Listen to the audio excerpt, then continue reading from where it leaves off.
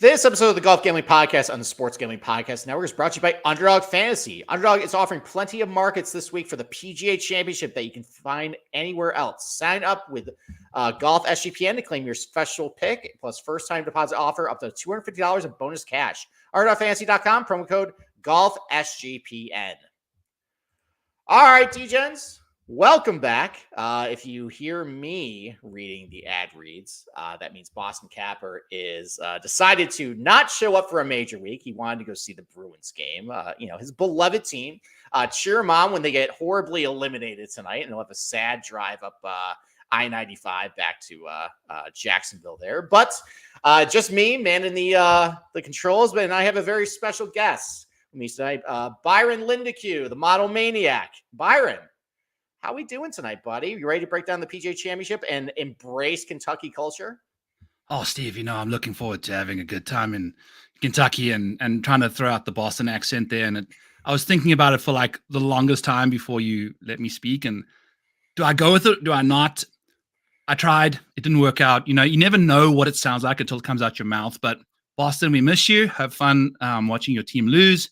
And just happy to be here with you, Steve. Just kind of me and you this time, a little less chaos, probably, a bit more like succinct conversations going on, but we do miss the spiciness that comes from the Boston Capper side of things. I don't know. I feel like you and I, whenever we get on the mics, it turns pretty silly. I feel like, it's definitely more contentious with me and Boston Capper. It's definitely a little more like, bickering married couple at this point. You and I, though, feel like, we're just, two nerds up at the bar there watching golf, making really silly jokes about movies and comparing them to golfers and everything. It's great. So, but I'm very much looking forward to breaking down the PGA Championship with you tonight. Thank you for joining me. Mm-hmm. So why don't we just start talking, let's just get right into it here. So Valhalla, we've seen it in 2014. We saw it at the 2000 PGA as well. And, there's been a couple changes to the golf course that we talked about on Sunday. They did lengthen in a couple holes there. I heard also that I think a couple holes got narrowed a little bit with the fairways, but overall though, it doesn't really seem all that different from what we saw in 2014, especially with some of the turf conditions too. Yes, they changed the Zoysia, but there are going to be a lot of rain there. So, what's your general thoughts this week about Valhalla, Byron? How do you think it's going to play? Do you like the course? Do you not like the course? What do you think about Valhalla, the scene of the 2024 PGA Championship this week? Yeah, so I guess the fact that I've been tempted or enticed by Scotty Scheffler bogey-free round anytime during the tournament plus 200, course record to be broken 12 plus 1200. I think the score was set at plus 272. 272 and a half is the magic number. What I think is minus 110 either side right now. So they're kind of projecting minus 12. I think from what I'm feeling, like we don't know. That's the fun part about this week is we've seen this course so long ago. We can anticipate, we can project, we can extrapolate how much we want. But at the end of the day, we got to just have those spidey senses kind of tingling for us. And I think it sneaks into the teens. We've seen a few of these guys with Scotty, with Bryson, with Rory, with Brooks. I think with one of those four guys in the field, you would not be shocked if one of them lands up inside minus 15 or so at the end of the week. If we're expecting this course to play soft as with the rain being there. But I'm just looking for bombers, looking for long iron players and guys that have played well in majors. I'm not overthinking it this week, Steve. Yeah, it seems like the PGA, they have had a little bit of a consistent setup over the last few years. And it also is kind of reflected in the winning score as well. It seems like they want a winning score around like 8 under, 9 under, 10 under. But, looking at this golf course, though, I think, you kind of hit the nail on the head there that it only takes one guy to get into the teens. And based on, our breakdown of the golf course on Sunday and looking at it, I don't see a ton of adversity. I don't see a ton of, ways like last year at Oak Hill, where they materially changed the golf course to make it more difficult. Holes were fundamentally changed. You're given different clubs, different distances. Here, though, even on some of the holes where they lengthened, it didn't change really the hole all that much. It really just accounted for the advancements in distance. And went through where I expect the iron shots to be. Really only on hole number 1 is going to be materially different than what it was 2014. That year was a wedge. It's going to be a longer iron, but it's really going to play pretty much about the same. The holes that they hit driver on back in 2014, probably going to hit driver again this year. The holes that were long irons, other than hole number 1, it's going to be the same this year. And that year got to 16 under. I think the average score was like plus 0.5 over par that year. So, for PGA Tour Championship standards, it's pretty easy.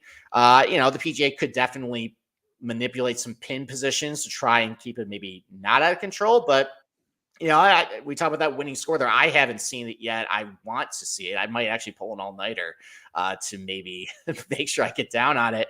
I love. I think it's. I saw a 273.5 earlier from Jeff Sherman with the Westgate. I'm guessing probably other books maybe adjusted down a little bit. I would still go over 272.5 though. No, I'm sorry, under. I meant under. Yeah, so into the teens negative scoring.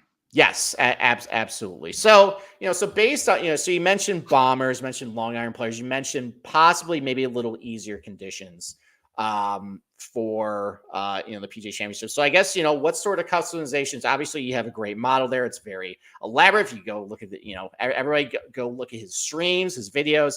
It's great. He breaks it all down. It's and everything's all neatly color coded as well. It's a great presentation there. So what customizations, did you do the model this week as far as weighting? And is it any different than other PGA Championships, or is it kind of more, similar along the same vein of trying to target one specific, type of player? Okay. So in order to account for the LIV guys and the PGA Tour guys, I made a major model based off strokes gained, major.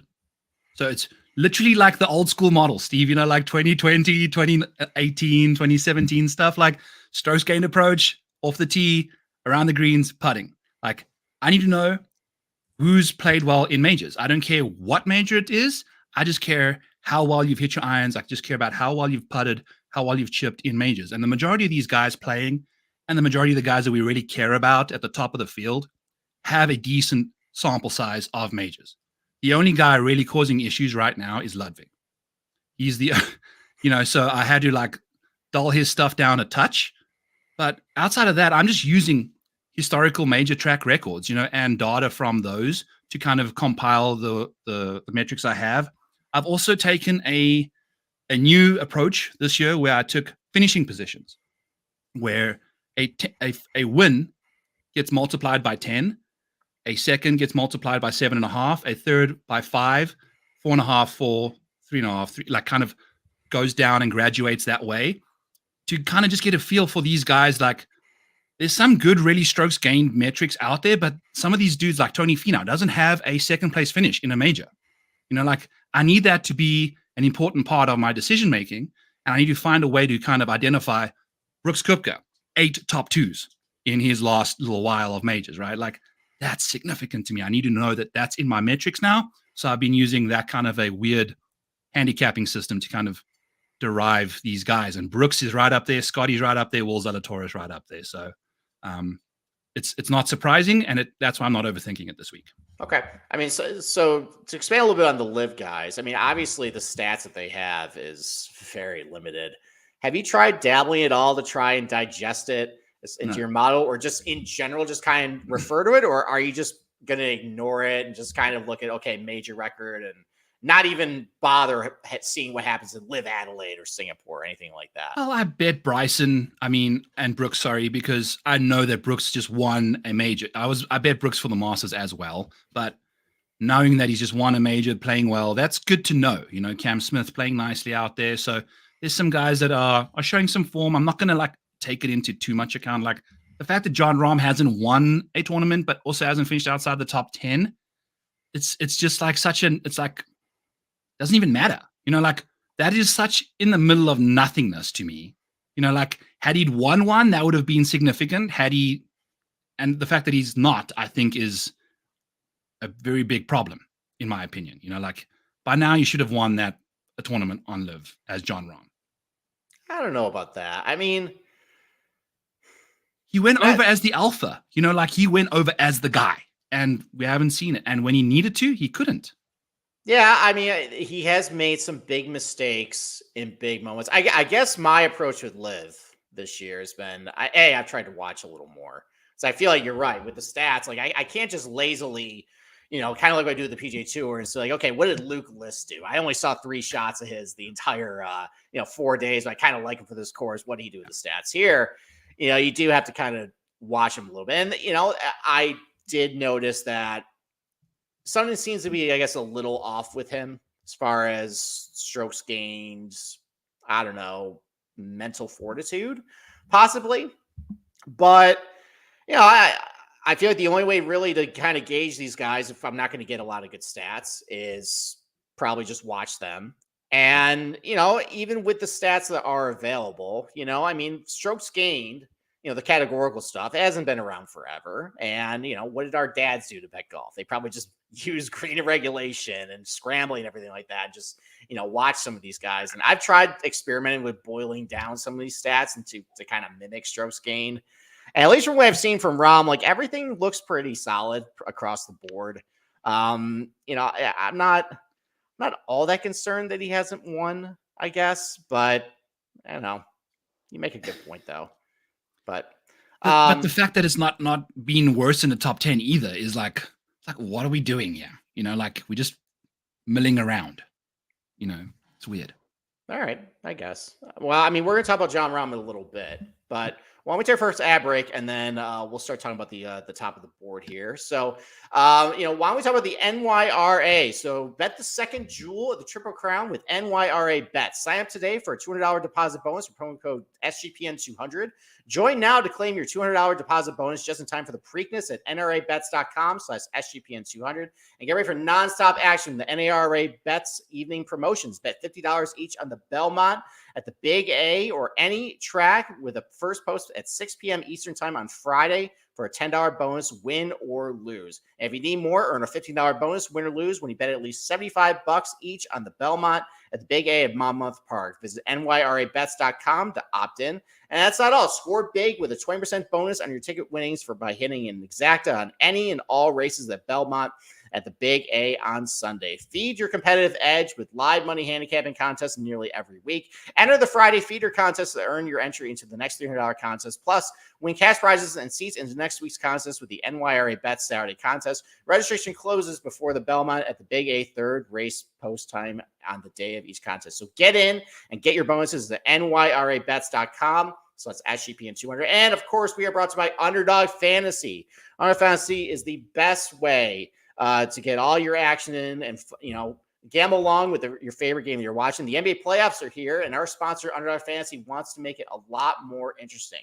It's the easiest place to play fantasy sports by playing their pick'em game. And it's as simple as selecting the higher or lower on player stats like points, rebounds, assists, and so much more. Make entries of all basketball or mix and match across your favorite sports. You win up to 100 times your money, and it's a lot of fun doing it. Underdog is available in 30 plus states, including California, Texas, and even Canada. So, this week, obviously, we're doing a big promotion for the PGA Championship with Underdog Fantasy. It's great to use it. You can use, pick higher or lower on scores, birdies. One of a favorite of mine to pick on is Ricky Fowler over bogeys in the first round. That has been a cash cow this week. You can do that again at the PGA Championship as well if you want to get your pick 'em entry in. So sign up today. It's available in 30 plus states, including California, Texas, and Canada. They also just launched Champions, their player versus player format in Florida. So sign up with the Golf SGPN to claim your first special pick and your first time deposit offer up to $200 in bonus cash. UnderdogFantasy.com, promo code GolfSGPN. All right, Byron, let's get to the odds board here. So we have two big prohibitive favorites this week. You got Rory, who recently divorced dad, by the way, breaking news on that. Tragic for the family there. But apparently, if you go back to 2014 and another very public breakup, he ended up winning 2 majors out of it. So maybe he's actually a little happier having this done. And you got Scotty Scheffler coming off the baby. You got baby swag. Everything. So both these guys have some off the course narratives, maybe driving a reason why people want to bet them. Scotty Scheffler's 4-1. Rory is about 7-1. Gun to your head with Scotty or Rory. Who are you taking this week? Scotty. Okay.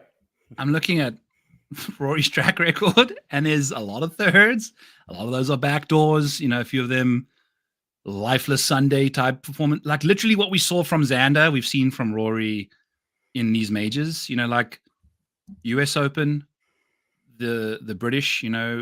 Both those times when he was in the mix, he just was lifeless. Whereas Scotty, he's just he steals a life from the party, right? Like I'm trying to bet Scotty Scheffler to win by 4 somehow this week. I think that's, if you were looking to bet him, just bet him to win by 4, because that's just what he does nowadays. Okay. I mean, I was just going to ask you, like, what's the best way to probably bet Scotty? Because, if you want to bet positional, it's either minus 105 or so for a top 5, or paying over minus 200 for top 10 or so, 4-1 for the outright. But yeah, I mean, I guess if you want to bet Scotty, probably go big or go home would be, bet 4 or more to win there. I guess with Scotty, though, are you concerned at all about the layoff and a little bit of rust? And I'm thinking maybe, he's riding a hot putter, at least for his standards, before taking a little break there. Are you a little concerned that maybe that cools off a little bit and, maybe that's what's ended up costing him winning this thing? Yes, I'm nervous about it, because I've been riding the Scotty Scheffler top 10 wagon at minus 150 all this year. I've been betting it. It's been working. Over the last 12 months, if you've been trying to bet to win $100 on Scotty Scheffler in the top 10 or top 20 market, or the top 5 market, you would have won $1,000 in all 3 of those markets betting Scotty Scheffler in the last 20 tournaments. That's just how good he's been. He's been automatic. Any bet you place on him, he's cashing right now for you. So after a baby, though, you're only going to return your 1 unit because you're betting at minus 130, so I'm just going to leave my 1 unit on the table this week. I don't want to risk my 1.3 units and just watch him as a dad. I don't know what's going to happen. It's a big life. It's probably the biggest life-changing event of his life, right? As a dad, regardless of winning 2 green jackets and all that stuff. Just waiting and seeing. There's no need to go out there, and I've got other guys I'm betting that I can use my money elsewhere. Yeah, I mean, it seems like the umpteenth tournament in a row, I don't have Scheffler anywhere on my betting card, just because I think the layoff a little bit is concerning to me as a dad of 2 young kids. I know exactly what that first week is like. And, listen, it's Scotty Scheffler. He probably has just passed the kid off to his wife, and he says he's well rested. And that means he probably isn't being a good dad at this point. He's probably not doing a lot of midnight meetings, or he's lying, and he's not doing any changes or anything like that. But I think for me, it was the layoff. He hasn't played since Harbor Town. And, I mean, obviously I think the ball striking probably will still be there. I don't really have any concerns about that. But, what if that putter just is a little cold now? And, maybe he has a little bit what happened last summer, where it's just, a bunch of 7th place, 6th place, 4th place finishes, which can be good for a top 10. And, as long as it's not dead heated or so. So, I think it's fortunate for everybody else with the outright market, because I think the long layoff and the baby and that getting delayed a little bit, him not playing last week, maybe that'll make a Sunday a little more fun this time around. Maybe we'll have, not have our souls crushed, with it. But it will be very scary, though, because he probably will be chasing everybody at this point. Yes. So, all right, well, let's talk about other guys under 30-1. So you may mention about Brooks. You love Brooks this week. So obviously, I'm just going to say it's safe to assume you bet him outright. Mm-hmm. Okay. All right. Talk a little about Brooks. I mean, most people probably watching the stream knows like how great is the PGA Championship, but I guess were there any other factors that sold you on Brooks this week other than just pedigree? The PGA Championship, what are we telling people that we don't already know is the fact that it's just repeat winners tend to win here the most. And it's mainly because of him. I looked at it for the last 25 years. 56% of PGA Championship winners have won a major prior to that win. I mean, if Brooks doesn't check that box, what now? 3 times, 4 times, 5 times, it's exactly what we're looking for, right? And this is his tournament. Like, he's made it his baby. He's won these things in spurts, twice at a time, kind of thing. It's all the price is nice. I mean, I would not be likely betting Brooks at 7-1, where Rory is right now. Rory hasn't won a major in a decade. He's 7-1. Brooks is still 16. He's won 5 majors in the last ever. Like that's the way to go. So Brooksy also for a top 5 bet that I made, 42% of the time he's finishing inside the top 5 in majors. 58% of the time it's a top 20. It's only a 16% difference between him being inside the top 20 and inside the top 5 of majors. He's just there enough to potentially win one. Like he's just always there more than anybody else. So that's just the reason why I went with him this week. I love that price. He should be 10-1 in my opinion. Okay. I mean, I'm also on Brooks. I had a futures on him. I bet him a couple weeks ago at around, it was like 26.5. I ended up getting a boost on it. But I mean, I probably at 14, 16-1, I would bet him again. He did all the telltale signs of what he has been doing, before a major where, I mean, trying to digest these live stats as much as possible. The ball striking for him has been relatively good, at least through most of the year. Driving it relatively pretty good. The eye test, at least for how he was hitting it, was there. He just wasn't hitting a lot of putts. Obviously, he had the putter change this year. He finally started to make some putts at Singapore. Obviously, that's why he won.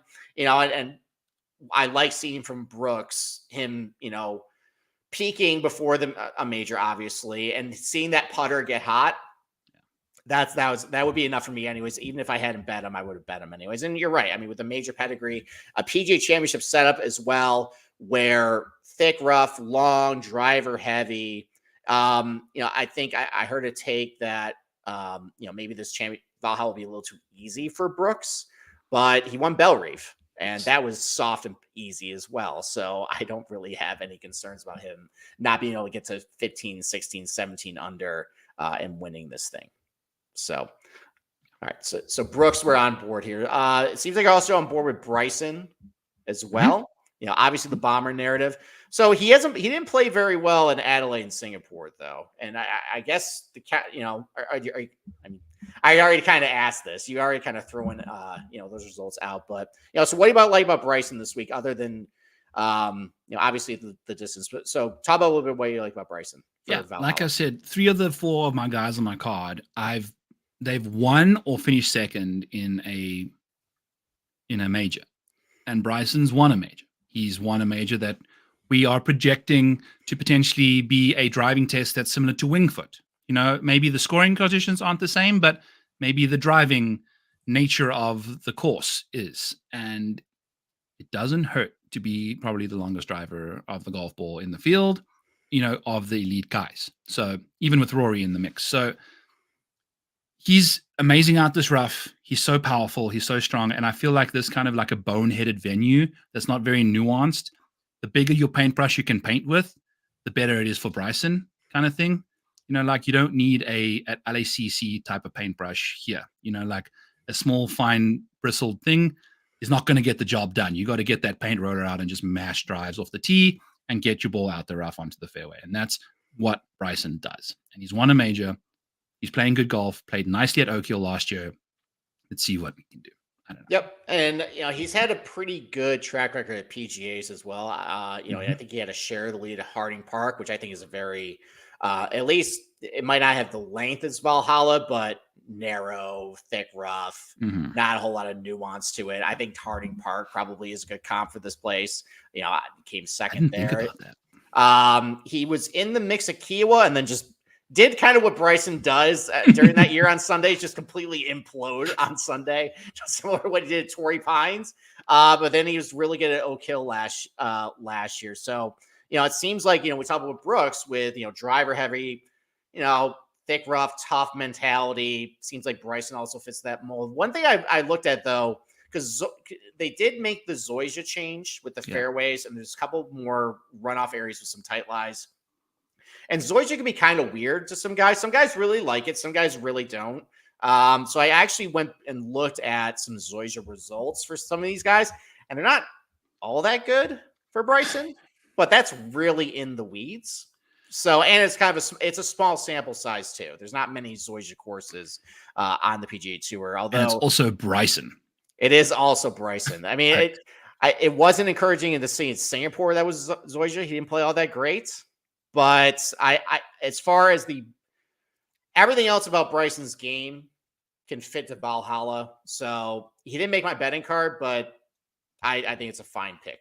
So about Singapore, because you watched, right? It wasn't a 7,600 yard golf course though with thick rough, was it? It was what, No, it wasn't. 100 yards or something. That's the thing. It's less. It was a less than driver course. It looked like remember TPC Kuala Lumpur, that golf course back at the CIMB, like way back in the day. Yeah, no.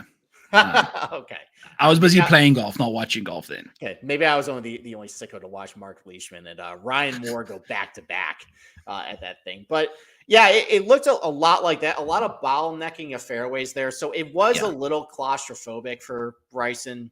In hindsight, probably not a great venue for him. But he did good to Hong Kong though, and that was what 6,400 yards. So maybe it's too short, you know, like you can just get to the par fours all the time. Exactly. I mean, the body of work though with Bryson this year, I'm not all that concerned. Yeah, he had a really bad stretch in Australia and Singapore, whatever. You know, as far as the prototypical type of player you're probably looking for this week, Bryson is definitely a good fit.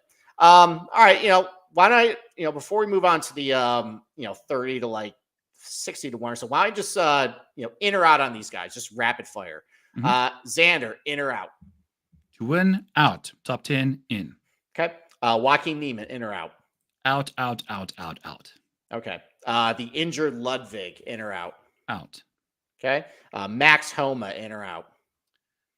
Tempted for DFS. Okay. What's his ownership like? I haven't looked at that. Is he chalk this week or? I haven't taken a look. I think it's fine. I think he's fine, which is the exciting part. Okay. That's another guy who I like for this golf course, but not great Zoysia results, especially with the iron play and around the green, which is really where you want to look at that. So, all right. And then Colin Morikawa, Jack Nicklaus specialist, Banana Bomber, in or out? In, top 10. What's up with his iron game, though? That has been stinky. It's been bad, but the fact that he gained the most he's done in a while at Augusta is like, this is the thing about these majors, Steve, is these guys nut up. And Colin's been historically very good at chipping and putting in majors. And now he's showing up chipping and putting kind of well. Now, I think he's gained almost just shy of a stroke per round in the last 3 tournaments he's played. That putt is rolling, man. It's enough to kind of supersede how bad his long iron play has been. It's been the long irons, 200 plus. It's like in this 2024 year, it's in the 25th percentile on data golf. Yep. He's long irons. Colin Morikawa was a 99th percentile long iron player back in the day when he was winning at Harding Park. But now Colin's all of a sudden putting well. Him and Russell Henley went to the same school somewhere, apparently. And they just seem now they can chip and putt, and they just forgotten how to hit irons, So that's my opinion of Colin. I've got him top 10. The guy's top 10ing in majors at a 47% clip. Yeah. He just does it. He just gets it done. Yeah, I'm tempted to bypass the long iron stuff and just go with it too. The concern, though, it's so heavy on shots over 200 this week. Like I know there's 5 between 200 and 225, and then you got the par 5s as well. But I might just take a leap of faith, and he's been driving the ball good too. Despite the fact he doesn't have a lot of length, and Jack Nicklaus course, a lot of fades off the tee, especially at those last 4 holes too. It's very repetitive. It doesn't make sense, Steve. Yeah, you just got to just embrace the major magic that happens, because that's what these guys do. Can we chat about that for like 30 seconds? Like, what is your take on guys playing in majors better than when they do? Like Colin's top 10 rate in majors is double what it is on the PGA Tour.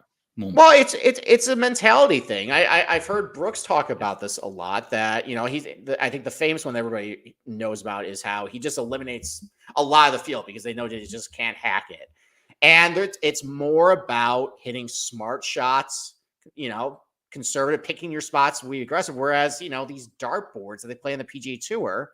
Where there's not a lot of thought behind it. It kind of opens up the field to a lot more types of guys. They coddle them, for God's sakes, with lift clean in place and all the TIO bullshit that goes on there.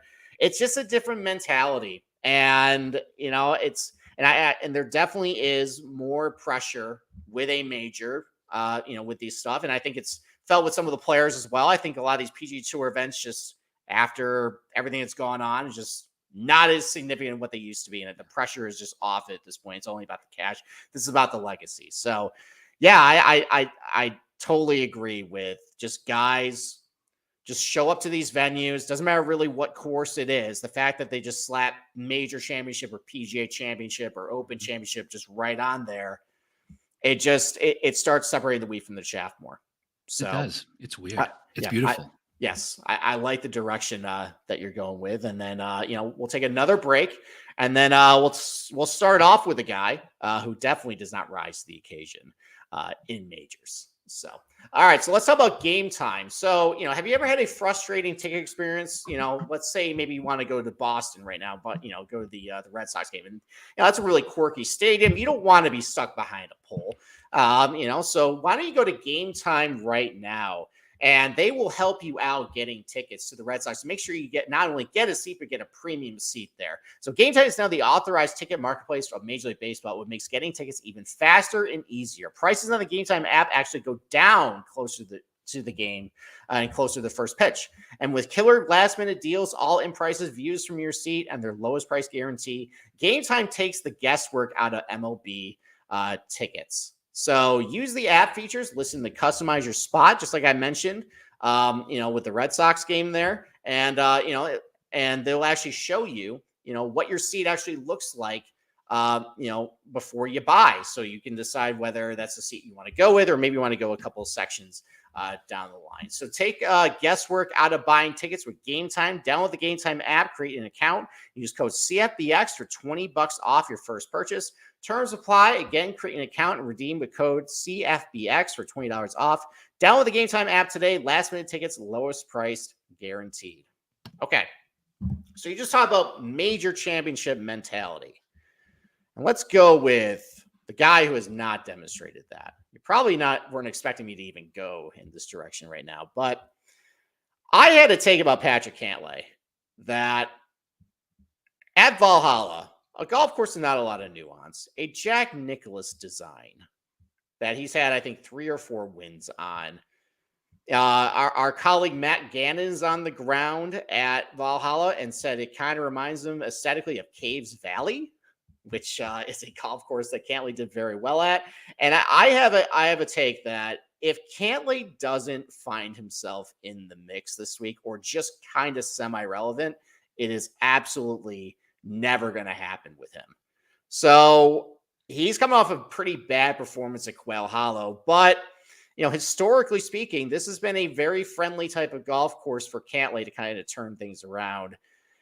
Do you think there's any possibility that can happen on a golf course that literally is teed up for him? Or is he just going to live up to his reputation and just probably finish T24 and probably shoot 74 on the opening round, backdoor top 30, and just never be relevant?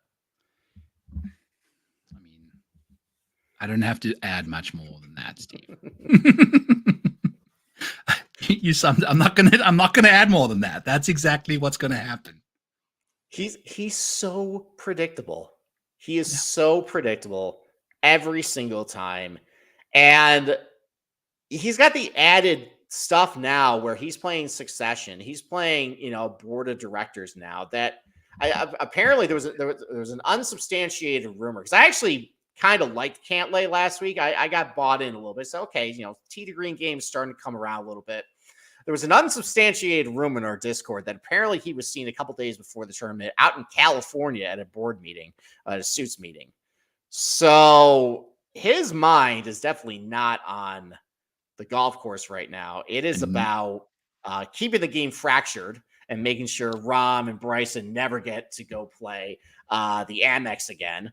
So even though, would it surprise me at this type of venue if Cantlay finally does well? No, it wouldn't, because, obviously you got the architect links with him, bent grass greens. These greens also don't seem really significantly undulated, and that seems to be greens that he's had a lot of problems with. He could probably make a bunch of putts here, when he's driving it fairly well, which he hasn't been doing this year. But when he's driving it well, He's got a lot of length, but yeah, I'm done with the guy.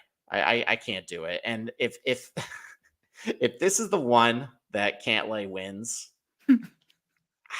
maybe I should just retire. Maybe I should just hang it up at this point, It's the only thing going for him, Steve, is the fact that there's zero expectations.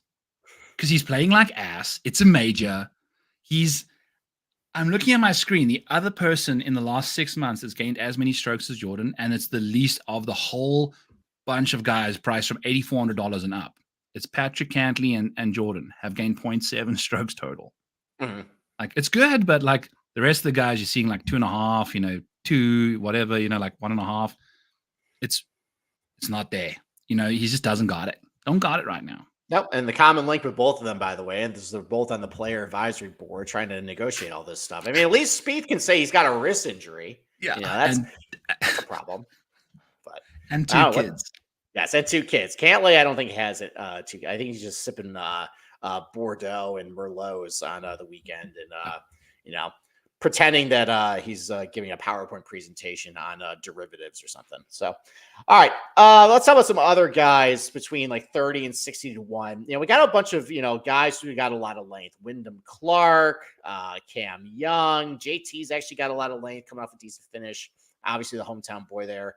Do you like any of those guys this week? I guess of those 3, Wyndham, Cam Young, and JT, who's your favorite? To win the tournament, Wyndham Clark. Mm-hmm. To finish inside the top 10, Cam Young. And to suck it up, Justin Thomas. Okay. So you're not buying JT's. I mean, he played okay, I guess. So you're not buying a little bit of resurgence for JT, the hometown narrative for him, right? I think it's too much. I think it's overwhelming. We haven't seen it from him in a while. He's the most expensive golfer to have bet in majors since 2021. Mm-hmm. No one has left or lost you more money in majors than Justin Thomas. So until that starts changing, I'm leaving him alone. I don't want to touch the guy. He's changing caddies. He's like, sometimes that's good, sometimes it's bad. When you had Bones Mackay on your bag and you're getting another guy now, we wouldn't even know. That's not good, in my opinion. That's another divorce situation, So I don't necessarily understand where these guys are going. Going back to Louisville, he's got the keys to the city, apparently, like 2 or 3 weeks ago. There's other shit going on in this guy's life that I don't think he really cares about. It is a PGA Championship. He's 1-2. We'll know until Saturday morning if we want to bet the guy or not. He'll probably be just having made the cut barely, and then you throw a few sickles on him and watch him just fly up that leaderboard and win it from a million miles behind. That's what Justin Thomas does. So you're safe until Saturday. Poor Mito. Just don't make that swing. Don't make that swing on 18. Is that the worst? Is that the worst swing under pressure of the last decade? I mean, it looked like he got hit with a cattle prod. we're talking. Listen, I'm a 12 or 13 handicap, but it was basically hammered in my brain. Do not come severely over the top on the driver's swing, especially when you have water right there. And it looked like he swung like 90 degrees left there.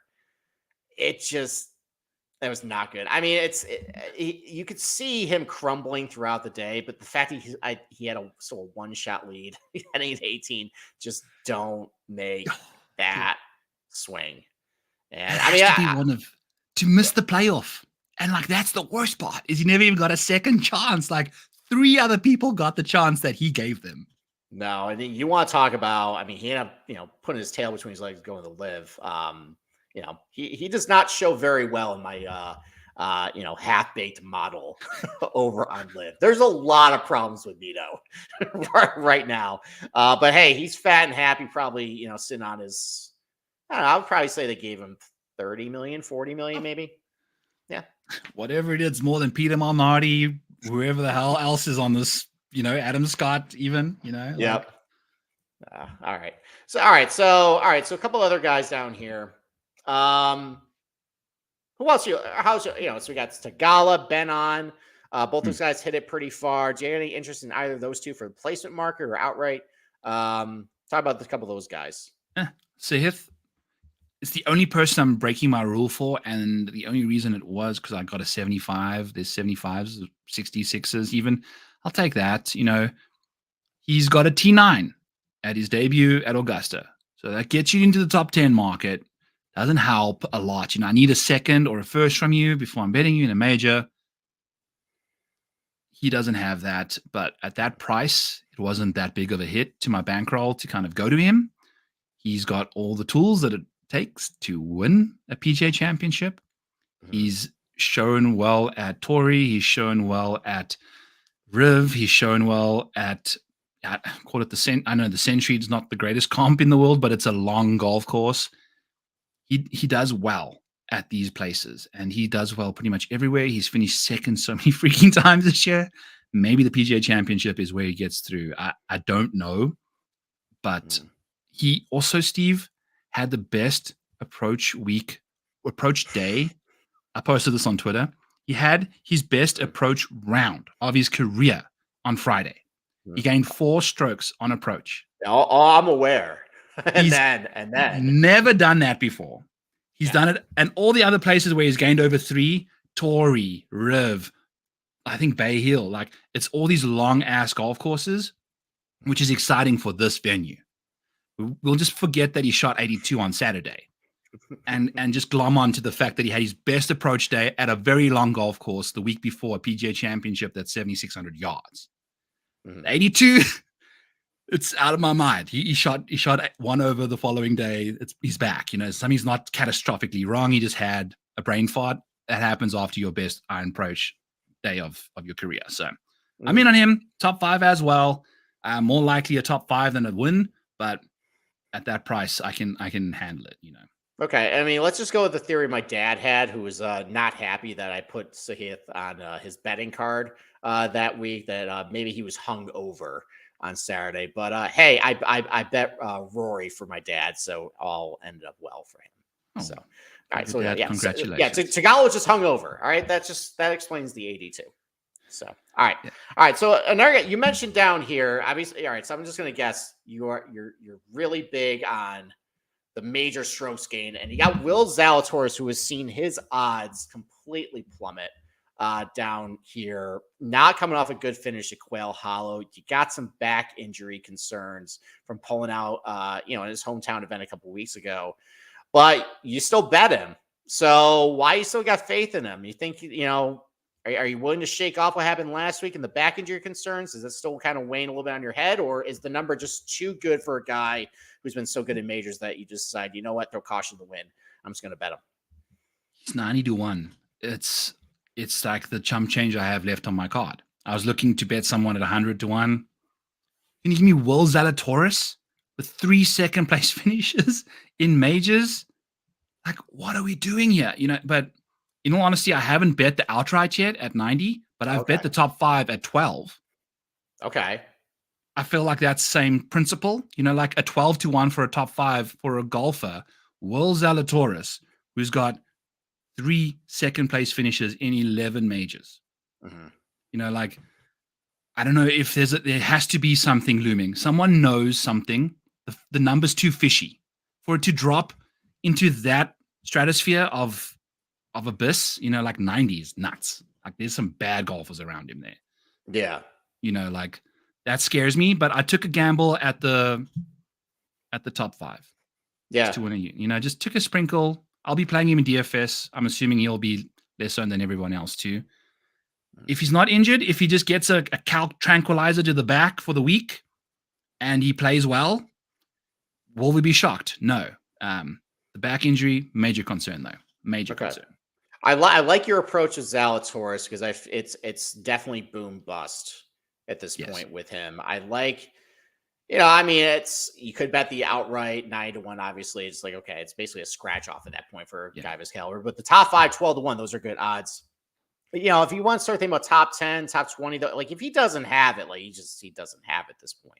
Yeah. So why not just bet the upside? I agree with you too with DFS as well. If he's going to be low owned, I mean, just go with him and just kind of hope he shows up there. So maybe got a nice cortisone injection or something, and or maybe use Kobe's doctor, and everything's all right with the world with him now. So because you can't do that many of them, right? You can only do a few a year. So maybe with each major he gets one or something. I don't know. There you go. Maybe he got it on Sunday. I don't know. Like but before now now with the majors every single month, though, is that too frequent though? So maybe still the one from the Masters is wearing off a little bit, and he's gonna Maybe be it okay wore for off the US on Open. Sunday, and Okay. now he's like, okay, I need another one. Like, Doc, it's close. I just need to just get me through this thing. Yeah. All right. Anybody else around, like in this range down here you like under 100 to 1, or do you want to move to, kind of longer shots? Do we want to chat about Sepp Straka a little bit? I love know Sep. We can definitely talk about Step. I love Sep this week. I haven't bet him to win, but I've laddered him. Top 20, top 10, top 5. Okay. I think it's somewhere between plus 275 and 12 to 1 or something like that for those bets.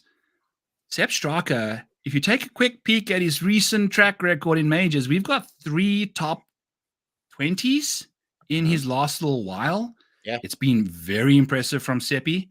He's a second place at the Open Championship, so he's definitely checked that box to kind of almost win a major now after getting that second. I know Tom Kim got that second as well. Well, I mean, he was also like, how technically many it's a second place. Okay, on Wikipedia, that counts. Okay, I'm seeing why that was box over of green after too. Saturday. Yes, Okay. It was over, but you know what? He knows he's got a second on his resume, and that's followed up by a 16th at Augusta.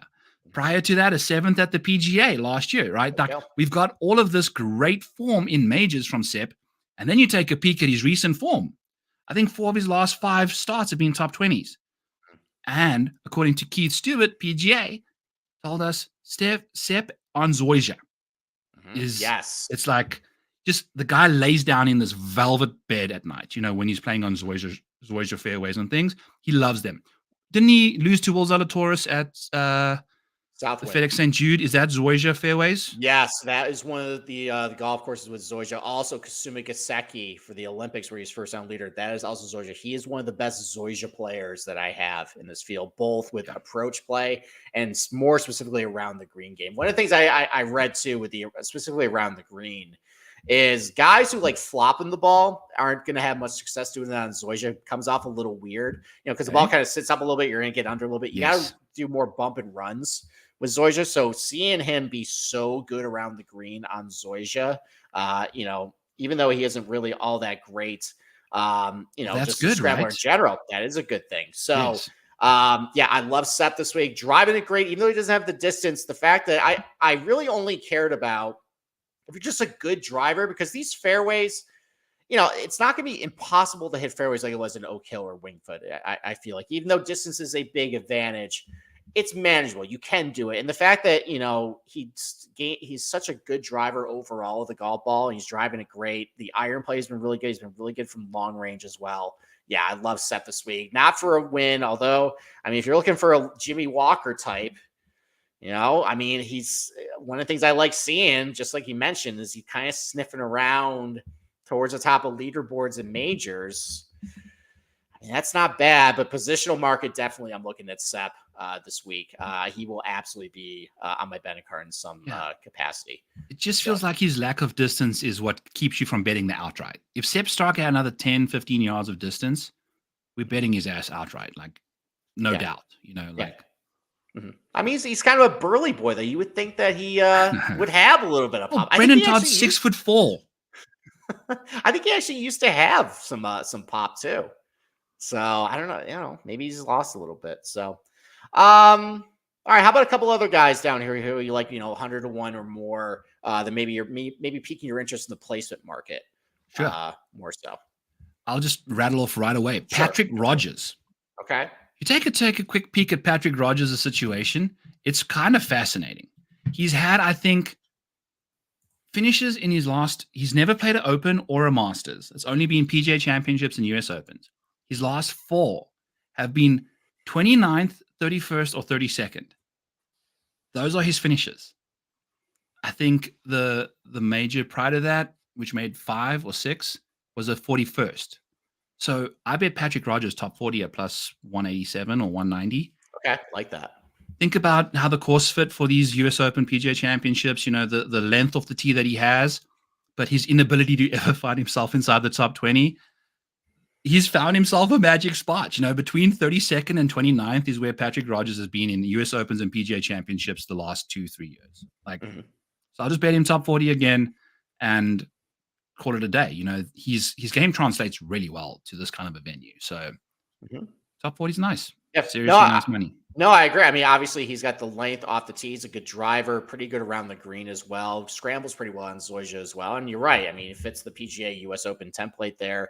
I think this is as basic of the PGA Championship setup as you can really get for this. So, yeah, getting almost 2-1 for a top 40. Love that price. Who else you like down here in the placement market? Steven Jaeger for a top 40. If you think about what he does, distance off the tee, exceptionally good out the rough, really tidy around the greens. His putter lets him down. Yeah. Where does that fall you to in the leaderboard when you've got those other 3 tee to green aspects, but your putter sucks? Somewhere between the top 40 and the top 20. Hopefully Steven Jaeger can take care of that for us. He's got a top 40, I think, in a major prior to this already. So he's batting about a 1 in every 3 for a top 40. I think this venue more so than Augusta really suits him nicely because of the thick rough. Augusta's lack of thick rough, which is what Steven Jaeger does really well, by the way. He's the 20th best strokes gained player out of the rough from 150 and out in this field. So he's very, very good from that range, and that's the last year. So he does good stuff there. And then Minwoo Lee for a top 30.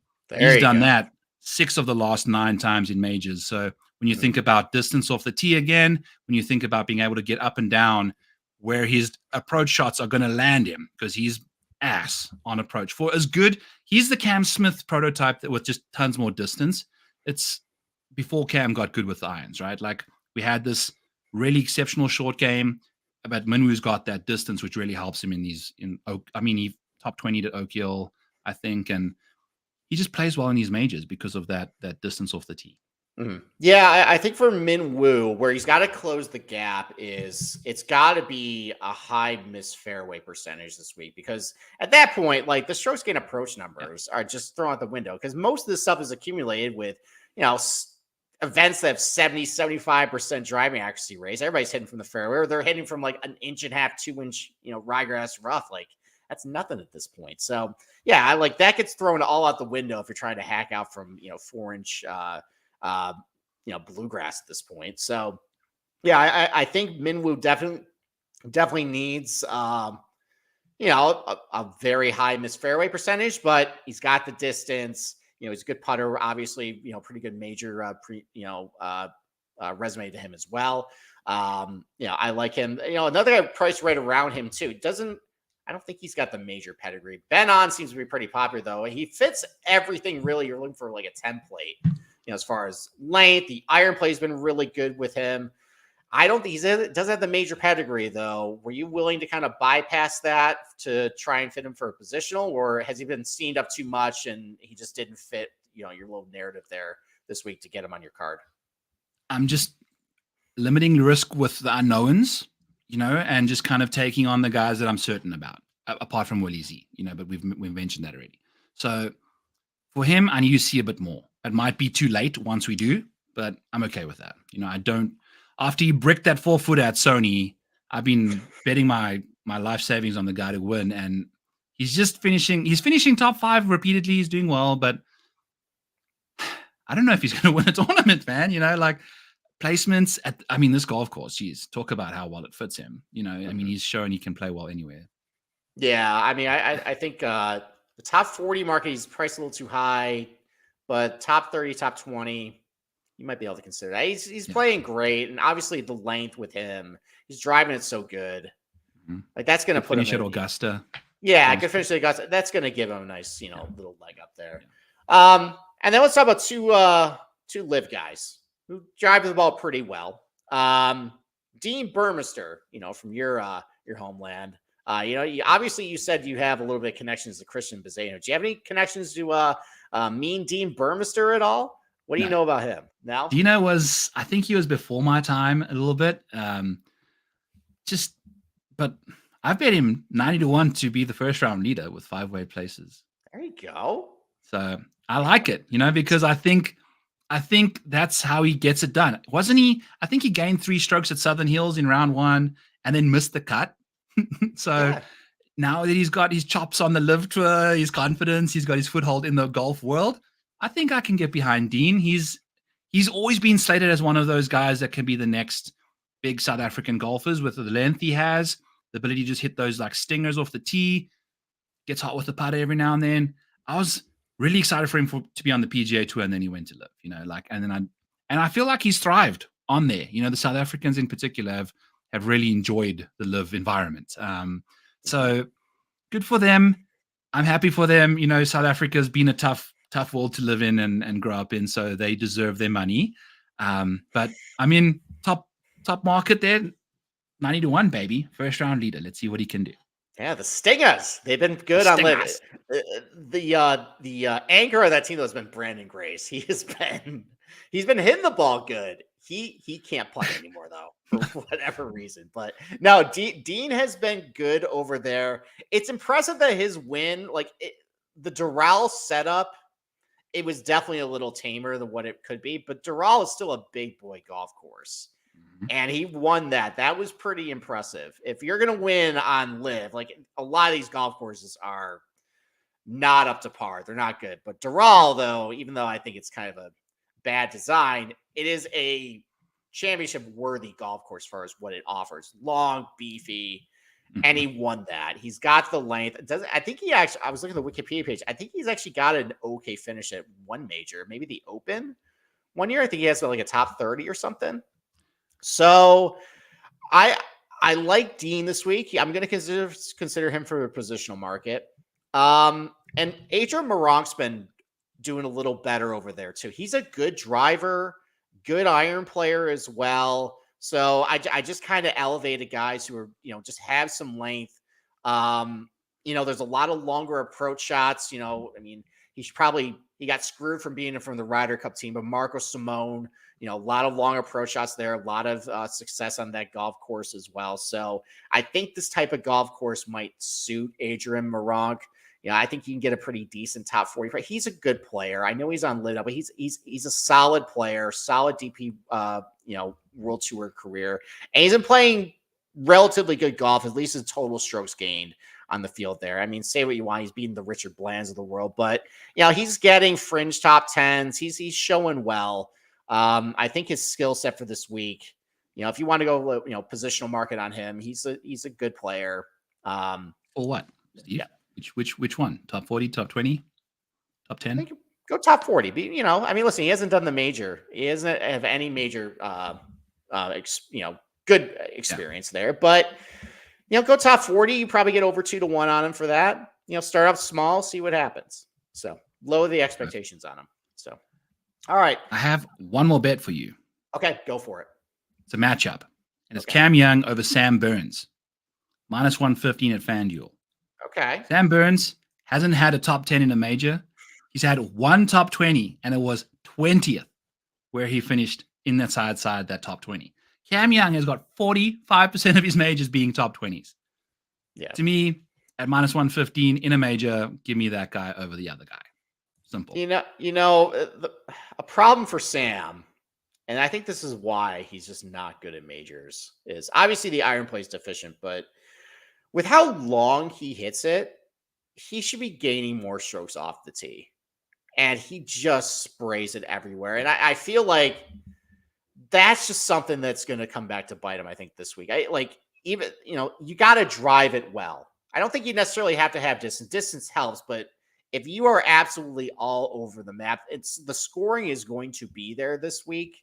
This is not going to be one of those up and down games. Mm-hmm. You're just going to cost yourself strokes. And he just has failed to kind of shown that in majors, especially setups where he should be good at with how long and how well he should be driving the ball. He just doesn't get it done. So I like that matchup right there. So, yeah. All right. Byron, thank you for joining us. You are a busy man nowadays. So why don't you tell everybody where we can find you and where we can listen to you? Yep. At the Model Maniac on X, you can find me with all my stuff there. I've got a nice little pinned tweet that has all my information for every single show that I've done this week, for all my articles, for all my nuggets, for all my fun little things there, some other useful stuff. It's all on my pinned tweet at the Model Maniac. All my articles are at rotorball.com. Go check out the PGA tab over there. Some are free, some are premium. Use code PGA. Get yourself 30% off this week because it's the PGA.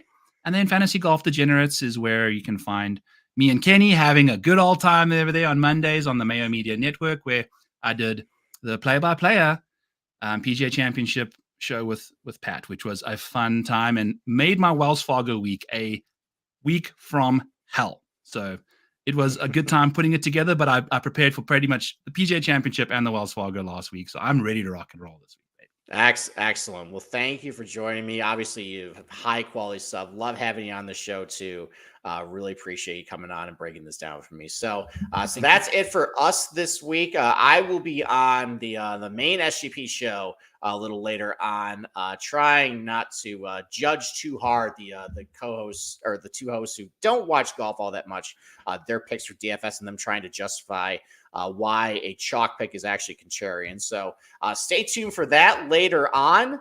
But otherwise, though, my betting card will be out tomorrow. I'll have a one and done video, maybe a couple underdog stuff as well coming out tomorrow. So go check that out.